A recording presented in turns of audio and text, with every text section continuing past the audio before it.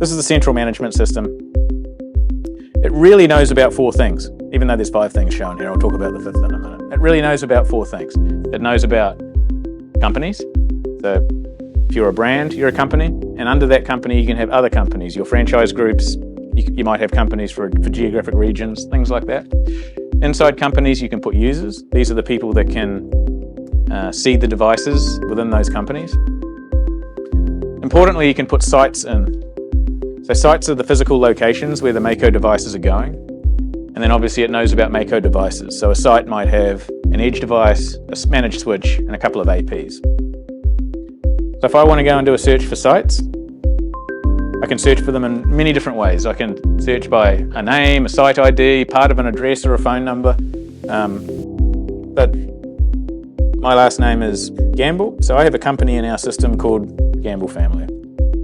And there's 4 sites in there. I'm testing various things, but so there's 4 actual locations. If I go and select one of the locations, it's going to show where that location is and what devices are actually in that location.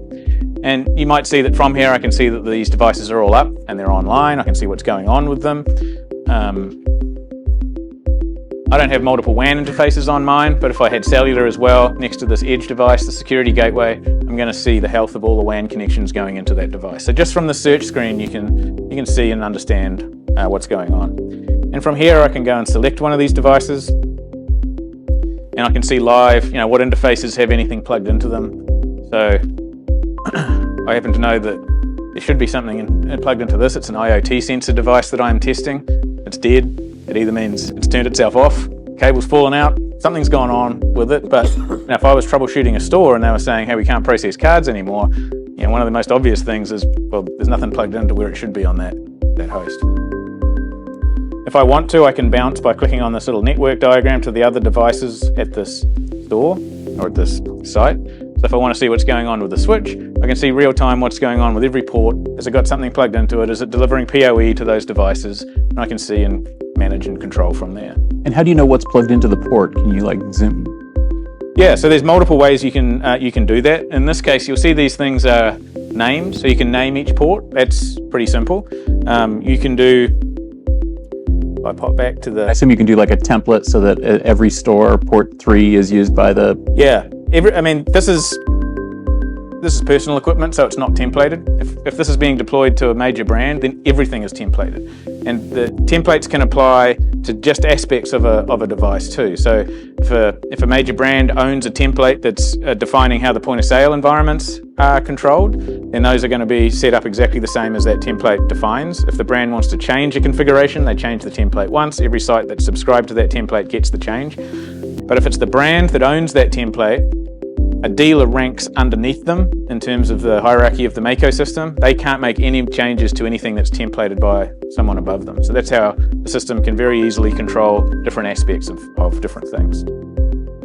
Lastly, if we go to manage this particular location, you can see that we had a look at these devices here, but if we go to network map, you can see a live view that we can zoom in and around of what devices are plugged in where.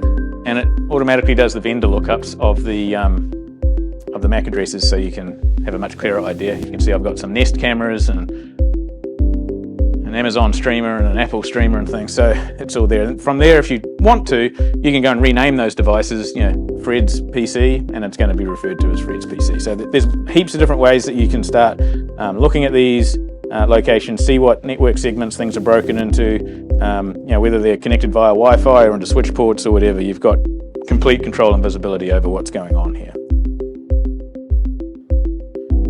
Now you're asking about routing and control. So the devices themselves, we don't support routing protocols on anything other than the VPN concentrators, because we don't need to. The central management system and the way our platform works, and I'll run through this with you, are capable of doing that. What am I working on here? I'm on a switch. Let me bounce to the edge device. So the VPN concentrators, they support BGP because most customers that have complicated networks behind it want to advertise routes and things that way. But for creating edge networks for distributed retail enterprises and distributed enterprises in general, They don't need routing protocols, but the system has control over the network segments, etc. So if we look at this this device here, and we can see that there are various ports on this device. So this particular device has 5 LAN ports on it, and I can choose to have these ports segmented into physical network zones, bridged together. In my case, I've got a whole bunch of them bridged together into a specific network zone. And I can also specify VLANs from here, so I have 2 VLANs on this network, and then I can assign those VLANs to the switches or the APs or however that's going to be set up. So the network segmentation at the edge sites is controlled entirely from the CMS. Right. Yeah. So with these VLANs, are they in the same route? They're all in the same routing table then? Yeah. So if we go to diagnostics, so we have a complete suite of troubleshooting diagnostics on these devices. You can see everything from, say, an ARP table listing upwards and downwards. If I want to do an ARP table listing, for example, the central management system reaches out to the device and runs a query. But the reason I point this out is if we go and have a look at the routing table for this site, this device controls the routes going to and from and everywhere on this device. They're updated in real time. With the VPNs, if you're connected to payments networks, etc., and you're on dynamic IP addressing and your IP addressing changes, central management system knows about that in essentially real time, updates the other ends that matter, and they reconnect and stay connected. Yeah, the real reason I was kind of curious on this, to your point, if you're connecting to like a payment processor and then maybe also back to your franchise, your head, your home network, the home corporate network, IP overlap really starts to become a distinct possibility. Gotcha. Okay, so let me show you. So our VPN cloud technology handles that. So I have a VPN going to a VoIP gateway for work, right? But let's say I want to connect to a different host. Let's say I want to connect to Incom, which does most of the country's gift card processing. Now, I don't have too many network segments here, but if I wanted to connect to Incom, I can say, okay, great, I want to connect from, sorry, I have to get this out of my way here. I only want to connect from my payment network, so that's my payment network, and then we can handle all the snatching. Yeah. So, is that what you were getting at? Yep. Yeah, so we handle that automatically. So most, for example, distributed retailers, all the stores are IP'd the same. Yeah. And so we can, we do the routing with snatting, so you don't have to re-IP address a store.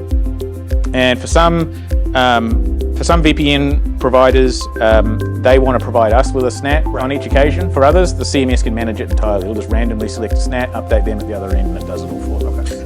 We don't even have to do one-to-one SNATs. So for example, with most point-of-sale vendors, they have a VPN to every retail store that they look after. But they're really only wanting to connect to one device. There's usually some sort of site controller there. And so they'll have a /32 SNAT, and it's going to just a single IP in the store, so we can handle that and push that around as well.